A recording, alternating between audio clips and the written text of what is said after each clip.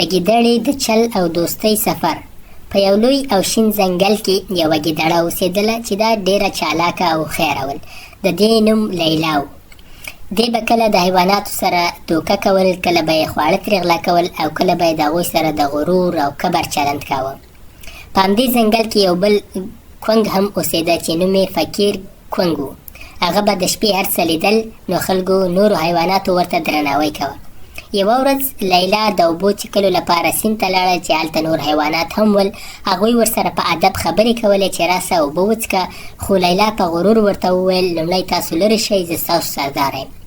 حیوانات وډار شول او لرې لاړ. همغه وخت کې دغه فقیر کونګ دغه منظر، دغه صحنه ولیدله او په نرمه لهجه یې د ګیدړې لیلا ته وویل چې چل ښه شی ده خو غرور بده پایله لري. لیلا څه ونه ویل او د نورو حیواناتو سره همیش کله کله همداسې د غرور نه ډک چلند کاوه. خو یو وخت راغی چې د لیلا سره نور هیڅوک نه کېناستل، نه ورسره ګرځېدل او دا یوازې شول او زړه یې تنګ شو.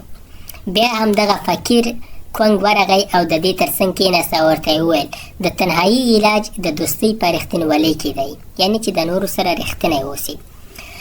په لیلا باندې دې خبرو اثر وکړ او غرور یې پرېښوده او ورو ورو یې له نورو سره ښه چلند کول شروع کړل. څو ورځې وروسته ځنګل ته یو ظالم زمری راغی.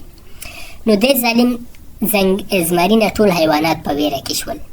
لیلا د فقیر کونګ مشوره واخیسته او ویل زه به خپل چل د ښه کار لپاره وکاروم.